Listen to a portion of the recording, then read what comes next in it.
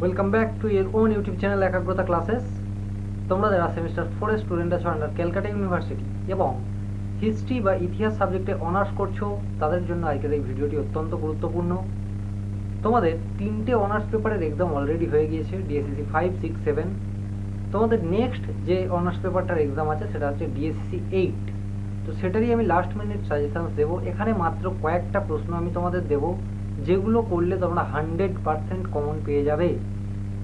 আগের যে সমস্ত পরীক্ষাগুলো হয়েছে সেগুলোতে তোমরা 100% কমন পেয়েছো, অনেকেই কমেন্টে জানিয়েছো, আবার অনেকেই আমাকে পার্সোনাল মেসেজে জানিয়েছো। তো দেখো, এই পিডিএফটা কোথায় পাবে, শুধু এই পিডিএফটা নয়, অ্যান্সারের পিডিএফ কোথায় পাবে আমি ভিডিও শেষে সমস্ত কিছু ডিটেলসে বলে দিচ্ছি। দেখো, তোমাদের যে সিলেবাসের আউটলাইন আছে সেটা হচ্ছে হিস্ট্রি অফ ইউরোপ 1650 থেকে 1780 পর্যন্ত, ঠিক আছে।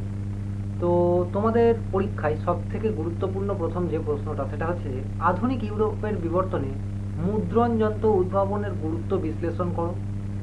বা এটা কি আবার অর আকারে আসতে পারে, সেটা কিভাবে আসবে, এটা কি অর আকারে আসতে পারে তোমার হচ্ছে, দেখো, ইউরোপের মুদ্রণ বিপ্লবের তাৎপর্য লেখো, ঠিক আছে। তো এটাও তোমাকে দেখে নিতে হবে। এটা এখানে ভুল করে 2 দেওয়া আছে 2 নম্বরের, কিন্তু এটা অর আছে, ঠিক আছে।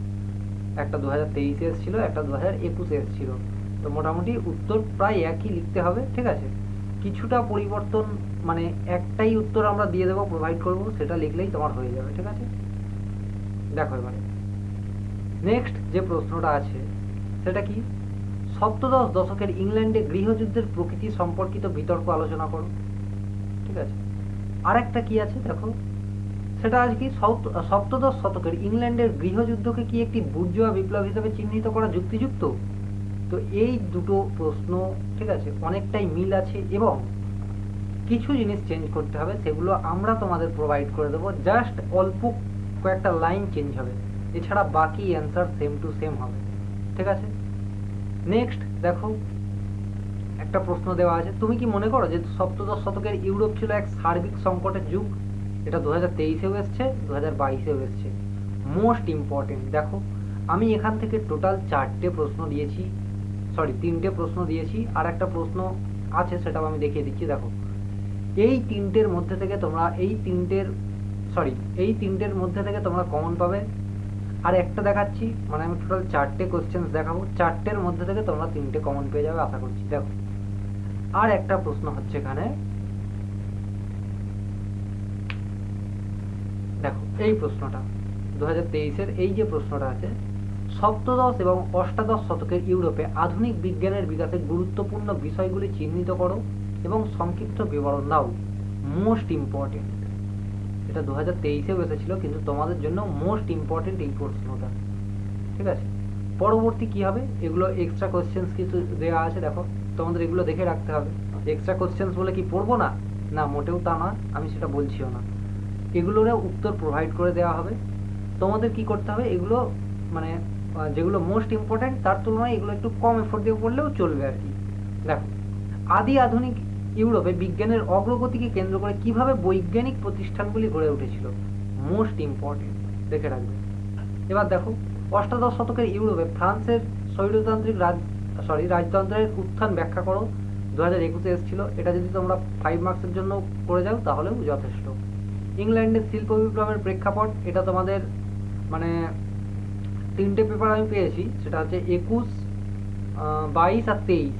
তো তার মধ্যে এটা একবার 5 মার্কসে এসছে, একবার 15 মার্কস, এই 10 মার্কসে, ওদের 10 মার্কসে ছিল তখন এসেছিল। পরবর্তী দেখো, তোমরা এটা 10 মার্কসের জন্যই 15 মার্কসের জন্যই করার চেষ্টা করবে। পরবর্তী দেখো, ইংল্যান্ডে কিভাবে সংসদীয় রাজতন্ত্র গড়ে উঠেছিল, এটা 5 মার্কসের জন্য করলেও চলবে।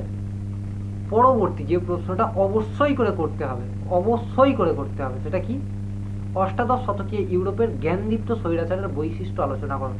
Most important. এবার দেখো, আমি তোমাদের টোটাল 4টে কোশ্চেন বলে দেবো, তার মধ্যে থেকে 3টে আসবে। প্রথমে 1 নম্বর তোমাদের করতে হবে এই 6 নম্বরের প্রশ্নটা, অবশ্যই করে করতে হবে, অতি অবশ্যই। পরবর্তী তোমাদের করতে হবে এই তিনটের মধ্যে থেকেও তোমাদের 1 নম্বরটা মোস্ট ইম্পর্টেন্ট, ঠিক আছে। তারপরে তোমরা করবে হচ্ছে এই 2 নম্বর, এটা 2 হবে, 3 এখানে ভুল করে হয়ে গিয়েছে। তারপর তোমার এটা করবে, এখানে বলেছে তুমি কি মনে করো যে সপ্তদশ শতকের ইউরোপ ছিল সার্বিক সংকটের যুগ? এই প্রশ্নটা দুবার এসছে, আমি বারবার বলছি, এটা তোমাদের অবশ্যই করে করতে হবে। তাহলে এই 4টে কোয়েশ্চেন করলে মোটামুটি তোমরা 20 মার্কসের 3টে প্রশ্ন কমন পেয়ে যাবে আশা করছি। এবারে কিছু এক্সট্রা কোয়েশ্চেন্সও দেওয়া হয়েছে, এক্সট্রা কোয়েশ্চেন্সগুলো করলে কি হবে, সেখান থেকে তোমরা বিভিন্ন 5 মার্কসেরও কমন পেয়ে যাবে। পরবর্তী দেখো 5 মার্কসের জন্য কয়েকটা প্রশ্ন আমি রেখেছি। দেখো 5 মার্কসের জন্য সব থেকে প্রথমেই যে প্রশ্নটা অত্যন্ত গুরুত্বপূর্ণ সেটা কি, 1668 সালের গৌরবময় বিপ্লবের প্রভাব আলোচনা করো। এটাই আবার এসেছিল তোমাদের অর আকারে 2021-এ। 1668 সালের গৌরবময় বিপ্লব ইংল্যান্ডের রাজনীতিতে কতটা পরিবর্তন এনেছিল? ঠিক আছে, মোস্ট ইম্পর্টেন্ট। এখানে দেখো বারবার জিনিস রিপিট হয়েছে। পরবর্তী দেখো জ্ঞানদীপ্তির উপর একটি টিকা লেখো বা সংক্ষিপ্ত টিকা লেখো, 2021 এবং 2023-এ এসছে এবং এই প্রশ্নটা 2025-এও আসছে, ভেবে নাও। সামরিক বিপ্লব দেখে রাখবে। অষ্টাদশ শতকের ইউরোপের নিরঙ্কুশ রাজতন্ত্র, এটাও দুবার এসছে, দেখে রাখবে। আর একটা প্রশ্ন দেখে রাখতে হবে, সেটা হচ্ছে তোমাদের মার্কেন্টাইলবাদী অর্থনীতির উপর একটি সংক্ষিপ্ত টিকা লেখো, 2021 এবং 2023-এ এই প্রশ্নটা এসছে। তো তোমাদের ক্ষেত্রেও আসার সম্ভাবনা অত্যন্ত প্রবল। তো এই 6টা কোয়েশ্চেন্স করলে মোটামুটি এখান থেকে তোমরা কমন পেয়ে যাবে। এছাড়াও তবু কয়েকটা এক্সট্রা কোয়েশ্চেন্স তোমাদের করতে হবে, সেগুলো কি কি বলে দিচ্ছি। দেখো এই প্রশ্নটা যেমন তোমাদের 3বারই এসছে। একটি বিপ্লবী গোষ্ঠী হিসেবে ইংল্যান্ডে লেবেরারদের মূল্যায়ন করো। জন লক কিভাবে একটি উদারনৈতিক রাষ্ট্রের রূপরেখা তৈরি করেছিলেন? বিজ্ঞান বিপ্লব কতটা বৈপ্লবিক ছিল সেটা আলোচনা করো। ইংল্যান্ডে শিল্প বিপ্লব প্রসঙ্গে গ্রাম সমাজের বাণিজ্যিকীকরণ বলতে কি বোঝায়? দেখে রাখবে। ইংল্যান্ডে শিল্প বিপ্লবে কৃষির অগ্রগতি কতটা তাৎপর্যপূর্ণ ছিল? ইউরোপীয় অর্থনীতিতে সপ্তদশ শতকের সংকট বলতে, এটা দেখেছো 15 মার্কসেও আমি বলে দিয়েছি, অর্থাৎ 15 মার্কসে করলে তোমার 5 মার্কসেও কভার হয়ে যায়। পরবর্তী দেখো ইংল্যান্ডে কেন প্রথম শিল্প বিপ্লব হয়েছিল? এই প্রশ্নটাও তোমাদের একটু দেখে রাখতে হবে। এবারে প্রশ্ন হচ্ছে যে দাদা এতগুলো তো কোয়েশ্চেন্স দিলেন, 5 মার্কসের একটু বেশি দেওয়া আছে মানছি, কিন্তু তোমাদের 15 মার্কসের একদম সিলেক্টিভলি 3টে কোয়েশ্চেন আসবে, তার মধ্যে থেকে আমি 4টে বলেছি, যদি ওই 4টেও যদি না করতে পারো তাহলে পরীক্ষা দিতে যেও না, বেকার। ঠিক আছে, দেখো এবারে এই উত্তরগুলো বা এই পিডিএফটা কোথায় পাবে? এই পিডিএফটা কারা পাবে? যারা চ্যানেল সাবস্ক্রাইব করেনি তাদেরকে এই শুধু কোয়েশ্চেন্সের পিডিএফ দেবো। আর যারা চ্যানেল অলরেডি সাবস্ক্রাইব করে রেখেছে তারা জানে যে তাদের জন্য একটা প্রিমিয়াম অর্থাৎ স্পেশাল গ্রুপ করা আছে। সেখানে কি হয়, ইউটিউবের লিঙ্কটাও দেওয়া হয় এবং ভিডিও অ্যান্সার ফরম্যাটে প্রোভাইড করে দেওয়া হয়। আর যেগুলো প্রিমিয়াম গ্রুপ নয় সেখানে কি হয়, সেখানে জাস্ট লিঙ্ক দেওয়া হয়, কোনো রকম পিডিএফ দেওয়া হয় না। ঠিক আছে, তো আশা করি সমস্ত কিছু বোঝা গিয়েছে। এবারে পিডিএফটা পাবে কী করে?